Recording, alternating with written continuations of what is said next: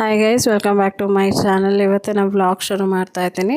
So ಇವತ್ತಿನ vlog ಈ ರಂಗೋಲಿಯೊಂದಿಗೆ. So rangoli video ಪೂರ್ತಿ ನೋಡಿ, ಆಮೇಲೆ ನಾನು ವ್ಲಾಗ್ನ ಕಂಟಿನ್ಯೂ ಮಾಡ್ತೀನಿ. ಈ ವ್ಲಾಗು ಸ್ವಲ್ಪ ಸಣ್ಣ ವ್ಲಾಗ್ ಆಗಿರುತ್ತೆ.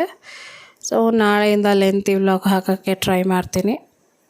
ರಂಗೋಲಿ ವಿಡಿಯೋ ಪೂರ್ತಿ ನೋಡಿ, ರಂಗೋಲಿ ಇಷ್ಟ ಆದರೆ ದಯವಿಟ್ಟು ಕಮೆಂಟಲ್ಲಿ ಹೇಳಿ. ಸೊ ನನಗೂ ಸ್ವಲ್ಪ ಖುಷಿ ಆಗುತ್ತೆ ನೀವು ಕಮೆಂಟ್ಸಲ್ಲಿ ಹೇಳಿದರೆ. ಸೊ ಕಮೆಂಟ್ಸ್ ಮಾಡ್ತಾಯಿದ್ದೀರಾ ಇವಾಗ ರಂಗೋಲಿ ಚೆನ್ನಾಗಿದೆ ಅಂದ್ಬಿಟ್ಟು. ಸೊ ಹಾಗೆ ಕಂಟಿನ್ಯೂ ಮಾಡಿ. ಯಾರೆಲ್ಲ ಹೊಸಬ್ರು ನೋಡ್ತಾ ಇದ್ದೀರಾ ನೋಡಿ, ಸಬ್ಸ್ಕ್ರೈಬ್ ಮಾಡ್ಕೊಂಡಿಲ್ಲ ಅಂದರೆ ದಯವಿಟ್ಟು ಸಬ್ಸ್ಕ್ರೈಬ್ ಮಾಡ್ಕೊಂಡು ನೋಡಿ. ಸೊ ಓಕೆ, ಇವಾಗ ರಂಗೋಲಿ ವಿಡಿಯೋ ಪೂರ್ತಿ ನೋಡಿ, ಆಮೇಲೆ ವ್ಲಾಗ್ ಕಂಟಿನ್ಯೂ ಮಾಡ್ತೀನಿ.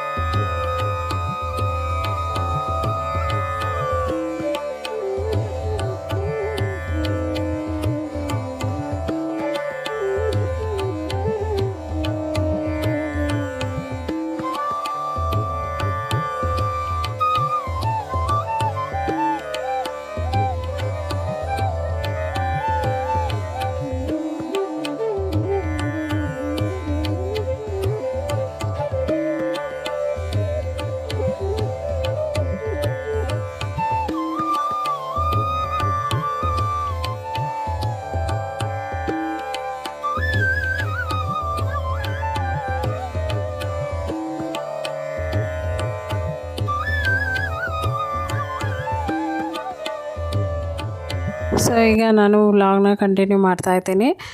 ಇವತ್ತು ನಾನು ಕಾಬೂಲ್ ಕಡಲೆ ನೆನೆಸಿಟ್ಟಿದ್ದೆ, ನಾನು ಮರ್ತೋಗ್ಬಿಟ್ಟಿದ್ದೆ.